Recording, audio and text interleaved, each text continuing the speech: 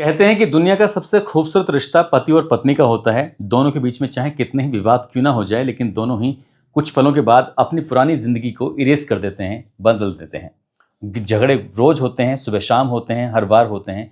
उस झगड़ों के बावजूद भी फिर भी उनका प्यार बना रहता है। लेकिन अगर पति और पत्नी के बीच में ऐसा शक पैदा हो जाए कि इसका चरित्र खराब है या इसका किसी और से संबंध हो सकता है, तो फिर वो चाहे कितना ही खूबसूरत रिश्ता क्यों ना हो, वो इस रिश्ते में भी दरार आना संभाविक है, स्वाभाविक है। ऐसे ही आज की इस कहानी में होता है। पति और पत्नी जो पहले दोस्त हुआ करते थे, एक दूसरे से बहुत ज़्यादा प्यार करते थे, उनको फिर बच्चा भी पैदा होता है, जुड़वा बेटियां पैदा होती हैं। और जुड़वा बेटा पैदा होने के बाद कुछ दिमाग में ऐसा शक घर कर जाता है कि जो पत्नी है, क्योंकि वो खूबसूरत है, उसे ऐसा लगता है कि वो जब बाहर जाती है, किसी काम पर जाती है, तो वो किसी न किसी दूसरे मर्दों के साथ भी उसकी जान पहचान है, उनके साथ वो नज़दीकी रिश्ते में बंधी हुई है। यही कारण था पति और पत्नी, पत्नी अलग कमरे में सोती है तो पति दूसरे कमरे में जाकर सो जाता है। और ऐसे ही सोते सोते कब ना जाने उसकी पत्नी गर्भवती हो जाती है, पता ही नहीं चलता। उसे लगता है कि शायद ये जो गर्भवती हुई है, इसको जो बच्चा हुआ है वो उसका है ही नहीं। जो पहली दो बेटियां एक साथ हुई हैं वो उसकी बेटियां ज़रूर हैं। इसी बात को लेकर अक्सर दोनों में झगड़ा होता था, फसाद होता था। ये झगड़ा फसाद कब दो कत्ल का रूप ले लेगा, किसी को भी इस बात का एहसास नहीं था। और जब इस कहानी में दो कत्ल होते हैं, वो भी भयानक रूप में होते हैं, घटनाक्रम का खुलासा होता है, तो लोगों को यकीन नहीं हो रहा था कि जहां तो वो दोनों एक दूसरे के साथ जीने मरने की कसमें खा रहे थे, फिर एक दूसरे की जान के इतने दुश्मन कैसे हो जाते हैं। क्या है इसके पीछे की पूरी कहानी, इस कहानी के माध्यम से जानने और समझने की कोशिश करते हैं। आदाब, नमस्कार, सत श्री अकाल। मैं उस्मान सैफी। 19 अप्रैल 2026 की सुबह लगभग 4:32 के आसपास का समय हो रहा था। एक व्यक्ति ने पुलिस कंट्रोल रूम 112 नंबर को फ़ोन किया। बोला कि मैं शशि रंजन मिश्रा बात कर रहा हूं। उत्तर प्रदेश के कानपुर में किदवई नगर है और किदवई नगर में के ब्लॉक त्रिमूर्ति अपार्टमेंट है। इसी का त्रिमूर्ति अपार्टमेंट का ग्राउंड फ्लोर है और ग्राउंड फ्लोर के G4 में फ्लैट से बात कर रहा हूं। जैसे पुलिस के पास ये इन्फॉर्मेशन पहुंचते हैं, इन्फॉर्मेशन वाले ने पूछा कि भाई तुम क्या बताना चाहते हो, क्या कहना चाहते हो, क्या बात है, तुम्हारी क्या समस्या है। वो कहता है कि मैंने 2 कत्ल कर दिए हैं और जो कत्ल करने के बाद मैं कमरे में आराम से बैठा हूँ, साथ ही जो जिनके मर्डर हुए हैं वो भी कमरे में पड़े हुए हैं। पुलिस को जैसे ही सूचना मिलती है, एकदम से हड़कंप मच जाता है। और जैसे हड़कंप मचता है, उसके बाद नज़दीकी पुलिस स्टेशन को, साथ ही नज़दीकी PVR को ये सूचना दी जाती है कि जितनी जल्दी हो सके इस एड्रेस से पहुँचिए। क्या ये सूचना सच है, क्या झूठ है, बस जैसे भी हो हमें अपडेट ज़रूर करना। पुलिस की टीम जब पहुंचती है, दरवाजे को खटखटाया जाता है, दरवाज़ा खुल जाता है और दरवाज़ा खुलने के बाद एक कमरे में जाते हैं। तो कमरे में जाने के बाद पता चलता है कि एक महिला है, वो आराम से नींद में है, अभी वो जगी भी नहीं है ठीक से। जब उसे उठाया जाता है, साथ में उसका जो एक बेटा है जिसकी उम्र लगभग 6 साल के आसपास है, वो भी जाग जाते हैं। उनसे पूछा जाता है कि इस घर से फ़ोन गया था, किसने फ़ोन किया है। तभी वो कहती है मैंने तो फ़ोन नहीं किया, लेकिन बराबर वाला जो कमरा होता है, उस कमरे को जब दरवाज़ा खटखटाया जाता है, तब एक शख्स उसके अंदर से निकल के आता है। वो कहता है कि जी मेरा नाम शशि रंजन मिश्रा है, मैंने ही अभी आपको फ़ोन किया था। फिर पुलिस वाले पूछते हैं कि क्या बात है। वो कहता है कि मैंने इन दोनों बच्चियों का मर्डर कर दिया है। फर्श है, फर्श पर 2 लड़कियां पड़ी हुई हैं, जुड़वा बहनें हैं, एक का नाम रिद्धि है, एक का नाम सिद्धि है। बस ये देखते ही एकदम हड़कंप मच जाता है। जो दूसरे कमरे में सोई हुई थी वो उन बच्चियों की माँ होती है और जो उनकी माँ के साथ सोया हुआ था उन दोनों बहनों का भाई होता है। चीख पुकार मच जाती है और जैसी चीख पुकार मचती है, आसपास के घरों के लोग भी जाग जाते हैं। वो भी जल्दी से उठ कर आते हैं। उठकर आने के बाद देखते क्या है कि इस घर में 2 बच्चियों का मर्डर कर दिया है। मर्डर करने वाला कोई और नहीं बल्कि उन्हीं लड़कियों का बाप है। पुलिस ने जब यहाँ पर छानबीन करना शुरू किया है, घर के अलग अलग हिस्सों को देखना शुरू किया है, तो एक तो बेडरूम होता है जहाँ कभी पत्नी और पति एक साथ सोया करते थे, उसे छोड़कर, साथ ही जो बाथरूम होता है उसको छोड़कर बाकी कोई ऐसा हिस्सा नहीं था उस घर का जहाँ पर CCTV कैमरे लगे हुए नहीं थे। पुलिस वालों ने इस मामले में जांच पड़ताल करना शुरू किया, पूछताछ करना शुरू किया। तो उससे पूछताछ करने के बाद ये जब इन दोनों लाशों को कब्जे में लेकर पोस्टमार्टम के लिए भेजा जाता है, तो बताया जाता है कि किसी धारदार हथियार से बहुत गहरे घाव दिए गए हैं। उसी गहरे घाव से ही दोनों बच्चों की मौत हो जाती है। मौत का कारण जानने के लिए पुलिस ने जब अलग अलग शख्स से दोनों से पूछताछ करना शुरू किया है, आसपास के जो लोग हैं उनसे भी पूछताछ करना शुरू किया है, तब जाकर पता चलता है कि शशि रंजन मिश्रा, जो कि मूल निवासी तो होता है उत्तर प्रदेश के बनारस का, लेकिन इसके परिवार के लोग चले जाते हैं बनारस से सीधे बिहार के गया में। बिहार के गया में रहने लगते हैं। लेकिन ये लड़का साल 2010 में अपनी नौकरी के लिए पहुंच जाता है उत्तर प्रदेश के कानपुर में और उसको नौकरी मिल जाती है मेडिकल रिप्रेजेंटेटिव, यानी कि MR की नौकरी मिल जाती है। दवा की कंपनी में वो काम करने लगता है सेल्स मैनेजर के तौर पर। और उस वक्त ये अकेला रह रहा था। परिवार से दूर, घर से दूर, माता पिता से दूर, भाइयों से दूर, सबसे दूर रहता था यहाँ कानपुर में। अब अपने किसी काम के लिए या अपनी व्यक्तिगत किसी काम के लिए जब मार्केट में घूम रहा है, इसी बीच में इसकी मुलाकात एक बहुत ही खूबसूरत लड़की से हो जाती है। उस लड़की से जब बातचीत करता है तो बातचीत करने में क्योंकि उस लड़की को ना हिंदी ज़्यादा बोलना आता है और ना ही वो हिंदी समझ पाती है, लेकिन ये हिंदी अच्छे से बात करता है, हिंदी अच्छे से बोल पाता है, अंग्रेजी में बात कर लेता है, लेकिन लड़की की जो भाषा है वो बंगाली बोलती है। वो पश्चिमी बंगाल के सिलीगुड़ी इलाके की रहने वाली होती है। जब ये आपस में दोनों बातचीत करते हैं तो उसकी बोलचाल को लेकर ये इम्प्रेस था। लड़की देखने में सुंदर तो होती ही है और इन दोनों की दोस्ती कब हो जाती है पता ही नहीं चलता। कई बार ये दोनों साथ रहना, घूमना फिरना, खाना, इस तरह की बातें हो जाती हैं और धीरे धीरे करके ये 4 साल कब बीत जाते हैं इस बात का पता ही नहीं चलता। दोनों की अंडरस्टैंडिंग बहुत अच्छी थी, दोनों एक दूसरे से प्यार भी करने लगते हैं, दोनों एक दूसरे को समझने लगते हैं। दोनों ने फिर फैसला किया कि क्यों ना हम साथ रहें, साथ ही ज़िंदगी बिताएं। अब ये जो लड़का होता है, जो इसकी माँ होती है, जिसका नाम गीता मिश्रा होता है, गीता मिश्रा की फरवरी 2014 की बात है, अचानक ही मौत हो जाती है। ऐसी स्थिति में जब माँ की मौत हो जाती है तो इसके गाँव जाने का, घर जाने का जो रास्ता है वो भी लगभग बंद हो चुका था। परिवार से भी लगभग नाता रिश्ता टूट चुका था। परिवार से शादी के लिए बातचीत करता है तो वो शादी को लेकर राज़ी भी नहीं थे, लेकिन लड़की से वो शादी करना चाहता था, इसलिए सीधा मंदिर पहुंचते हैं। साल 2014 की बात है।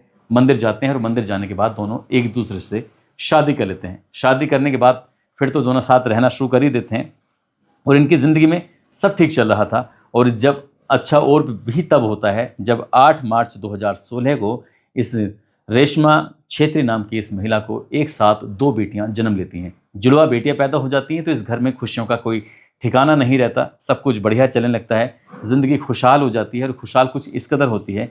फिर ये कुछ वक्त चलने के बाद ये उत्तर प्रदेश के कानपुर में किदवई नगर है, किदवई नगर का के ब्लॉक त्रिमूर्ति अपार्टमेंट में ग्राउंड फ्लोर पर G4 एक फ्लैट होता है, वहाँ पर किराए पर रहना शुरू कर देते हैं। लखनऊ का रहने वाला विवेक गुप्ता होता है, उसी से ये अपना किराए पे फ्लैट ले लेते हैं। लगभग 19,000 रुपये प्रति महीने के हिसाब से ज़िंदगी बढ़िया चल रही थी, सब कुछ ठीक चल रहा था। लेकिन पत्नी का काम जो था वो ब्यूटी पार्लर पर वो काम करती थी और ब्यूटी पार्लर काम करने की वजह से वहाँ कई तरह के लोगों का आना जाना भी होता था और ब्यूटी पार्लर पर ही इन दोनों की पहली मुलाकात भी हुई थी। इसे ये शक होता है कि ऐसा तो नहीं है कि इसकी पत्नी का कुछ और लोगों से अफेयर तो नहीं है। कई बार ये कई दिनों के लिए अपने काम से शहर से बाहर भी चला जाया करता था और न जाने कब किस वक्त इसको अपनी पत्नी पर ही शक पैदा होने लगता है। उसे ऐसा लगने लगता है कि इसकी पत्नी का किसी और से भी अफेयर चल रहा है।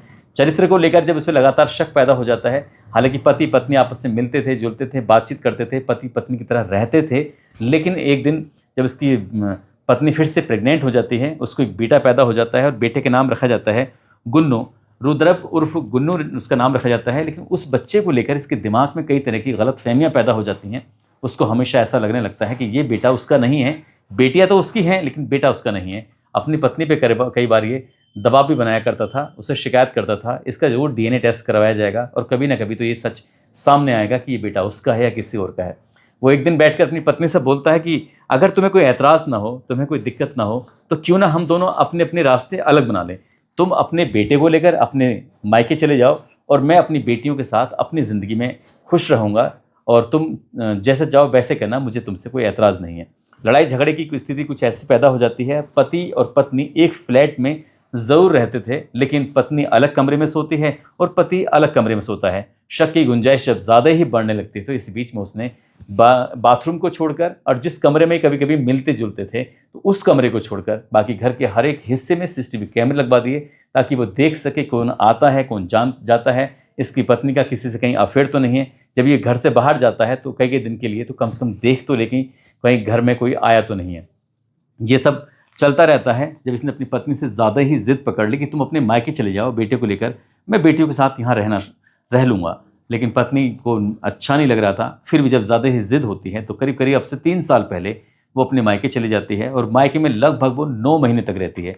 इधर ये अपनी दोनों बेटियों के साथ 9 महीने तक रहता है। बेटियों को तैयार करना, उनको स्कूल भेजना, उनके स्कूल से वापस लाना, ये सब चल रहा था। वो बेटियों के साथ बिल्कुल खुश था। आसपास के लोग भी बताते हैं कि बेटियों को वो बेइंतहा प्यार करता है। लेकिन 9 महीने पत्नी मायके में रहने के बाद वापस कानपुर आ जाती है और जब वापस कानपुर आती है तो वो भी उसी फ्लैट के अंदर रह रही थी जहाँ पर पति रह रहा है, जहाँ पर दोनों बेटियाँ रह रही हैं।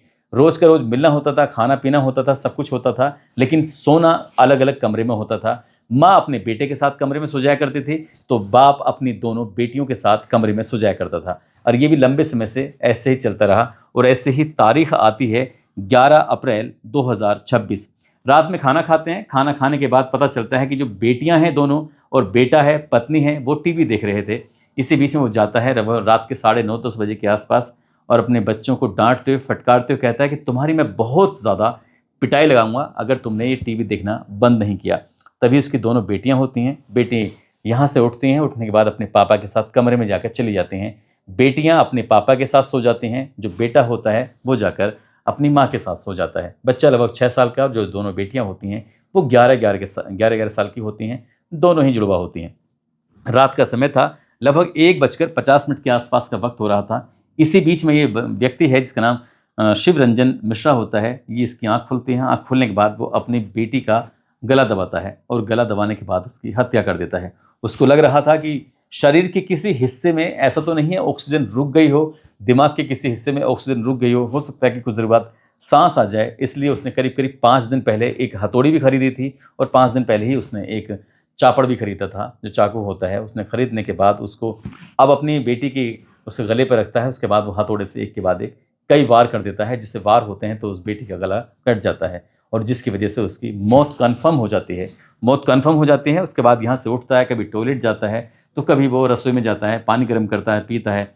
और इसी बीच में जो उसकी जो दूसरी बेटी है, इसने पहले अपनी सिद्धि बेटी जो होती है उसका मर्डर किया था। उसके बाद जो रिद्धि बेटी है वो आराम से सोई हुई थी। जानकारी के अनुसार ऐसा भी पता चलता है कि इसने रात में ही अपनी बेटियों को कुछ नशीला पदार्थ दिया था ताकि वो उसे पीने के बाद जब इस रात को उनकी हत्या करेगा, उनको मारेगा, तब उसके बाद फिर उनको कोई शोर ना हो, कोई शराब ना हो, किसी को इस बात का एहसास ना हो। जब ये काफ़ी देर तक इधर उधर घूमता रहता है तब फिर से अपने कमरे में जाता है। कमरे में जाने के बाद रात को 3:35 के आसपास फिर वो अपनी जो बेटी होती है रिद्धि, उसको सिद्धि की तरह ही मौत की घाट उतारता है जैसे उसने उसको उतारा था। उसका गला घोंटता है, उसकी हत्या कर देता है और उसके बाद उसे लगता है कि शायद ये बच गई होगी, जिंदा होगी, इसलिए चापड़ और हथौड़े की मदद से उसके गले पर बहुत तेजी के साथ वार करता है, जिसकी वजह से दूसरी बेटी भी मर जाती है। अभी सोचता है कि अपनी खुद की भी जीवन लीला समाप्त कर ले और साथ ही ये अपनी जो पत्नी है और जो बेटा है उसकी भी जीवन लीला को समाप्त कर दे, यानी कि उनको भी मार डाले, उनकी भी कत्ल कर दे, उनकी भी हत्या कर दे। अब इतना तो उसने कर दिया, जिन बेटियों से वो बेइंतहा प्यार करता था, जिनके बिना वो एक पल भी दूर नहीं रहता था, उसको लगता था कि यदि मैंने अपनी खुद की जीवन लीला समाप्त कर ली तो बेटियां कहाँ रहेंगी, कहाँ पलेंगी, कहाँ बढ़ेंगी।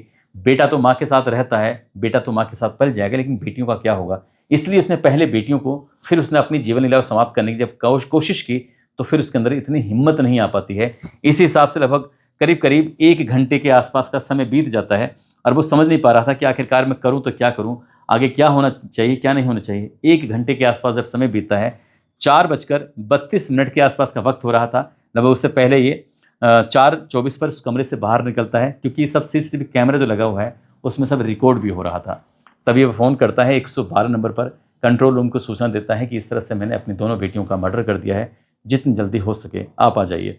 पुलिस वाले जो कमरे में पहुंचते हैं तो जो पत्नी है वो अपनी बेटे के साथ सोई हुई थी, उससे पूछा भी जाता है। वो कुछ बताती है कि ये व्यक्ति एक तो नशे का आदी हो चुका था, शराब का आदी हो चुका था, न जाने किस बात पर मारपीट करना शुरू कर दिया करता था, न जाने क्यों इसे बेवजह का ये शक किया करता था। कभी कभी DNA टेस्ट की मांगता, कभी कुछ इस तरह की जो बातें। जब पुलिस ने जानकारी जुटाने की कोशिश की, आसपास के लोगों से पड़ताल करना शुरू किया है, तो पता चलता है कि इस घर से हमेशा चीखने और चिल्लाने की आवाज़ें आती थी, लड़ाई झगड़े की आवाज़ें आती थी। काश कि उसकी पत्नी ने ये बात मान ली होती, अपने बेटे को अलग लेकर रहने चली जाती, तो शायद दोनों बेटियां बच जाती।